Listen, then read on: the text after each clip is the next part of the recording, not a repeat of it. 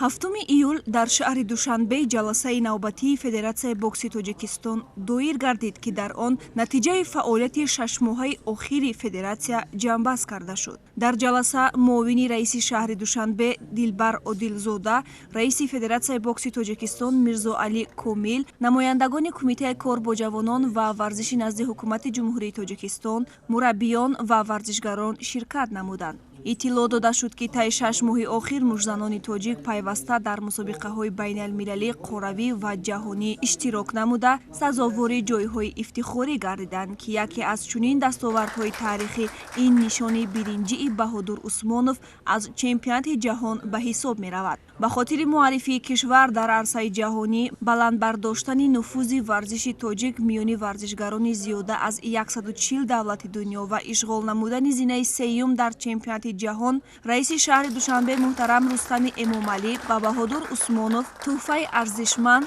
автомошинаи сабукрав тақдим намуданд.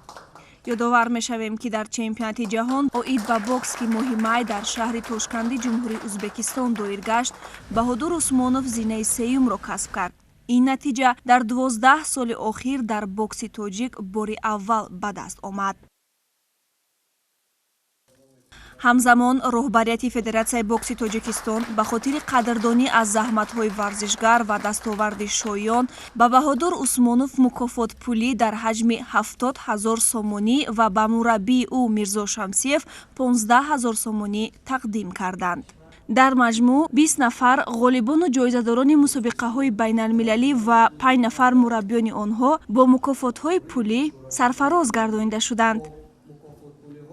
миннатдори худ ба пешвои миллат муҳтарам Эмомалӣ Раҳмон, ба раис шаҳр Рустам Эмомалӣ, ба раис Федератсияи бокси ҷумҳурии Тоҷикистон Комили Мирзоалӣ мерасонам, ки имрӯз заҳматҳои маро қадрдонӣ карданд, маро дастгирӣ карданд. Аз ин хеле шудам. дар идомаи ҷамъомад дигар масъалаҳои марбут ба соҳа аз ҷумла мушкилиҳои ҷойдошта ва роҳҳои ҳалли он баррасӣ гардиданд. гуфта шуд, ки дар давраи ҳисоботӣ Тоҷикистон 3 мусобиқаи байналмилалӣ оид ба боксро мизбонӣ карда дар сатҳи баланд ташкил намудааст. инчунин моҳи сентябри соли ҷорӣ боз як чорабинии сатҳи баланд дар ватани мо роҳандозӣ мегардад, ки айни замон ҳама корҳои омодагӣ барои ин мусобиқа ҷараён доранд. зикр карда шуд, ки варзишгарон айни замон ба бозиҳои осиёӣ, ки баргузориаш моҳи сентябр дар ҷумҳурии мардумии Чин дар назар аст, тайёрӣ дида истоданд. барои ширкат дар бозиҳои осиёӣ ва дарёфти хулҳои олимпӣ машқҳои дастаҷамъона ҳам барои духтарон ва ҳам мардон рӯйдаст гирифта мешаванд. баҳри такмили ихтисоси мураббиён ва доварон ҳам курсҳои бозомӯзӣ ба нақша гирифта шудааст.